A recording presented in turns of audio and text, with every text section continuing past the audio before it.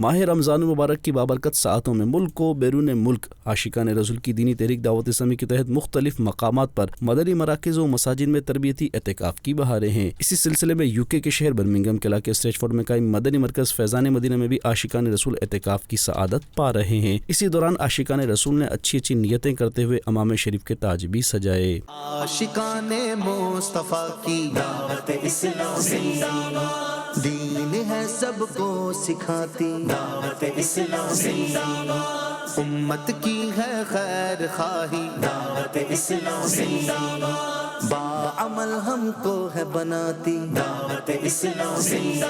رحمان کی رحمت ہے یہ دعوت اسلامی، رحمان کی رحمت ہے یہ دعوت اسلامی۔ اس موقع پر نگران ویلز UK نے مدنی خبروں سے گفتگو کرتے ہوئے بتایا، ماشاءاللہ یہ ہمارے ساتھ جو برمنگھم کے فیضان مدینہ میں 50+ اسلامی بھائیوں نے اعتکاف کیا اور اللہ کی رحمت سے سب نے کم و بیش جو ہے وہ امام شریف کے تاج سجا لیے ہیں، اور آپ سب کو بھی بہت بہت مبارک ہو ماشاءاللہ۔ امیر اہل سنت کو تحفہ پیش کیا ہے امام شریف کا